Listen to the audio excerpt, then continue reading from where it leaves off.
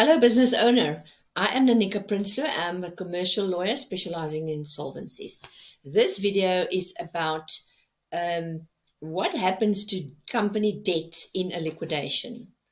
Liquidation is fantastic to use when the time is right, and it must be used right. You can't just go in and do a liquidation and the people may lose everything. So if you do it right, it's a very powerful tool that you can use within the boundaries of the law.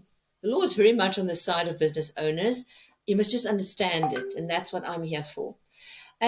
So what happens to debt in a liquidation? Let's look at it. There's two types of debt, three types of debt.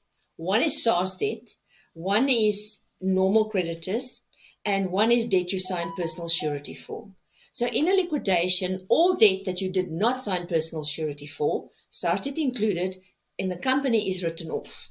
The only two debts that are not written off is debt that you signed personal surety for and customs and excise taxes. So if you look at the type of debt that you have, you need to analyze what are sureties, how much are sureties. Because if you sign surety for R1 million worth of debt of the company and the company's debt is R1 million, then you can't just liquidate, because then you're just shifting the debt to yourself in your personal capacity. We then have to look at your personal sequestration as well, or at the very least, protect your assets. But sequestration is a good solution after liquidation if you signed surety for too much. If it's manageable debt, then you manage the debt afterwards. But if it's too high, then you must sequestrate. So that's the other debt. And then the debt that you signed a personal surety for, like rental agreements, hire purchase agreements, will all be written if you sequestrate. If you don't, you will pay for those terms. And for the finance agreement, you will pay for the full outstanding balance.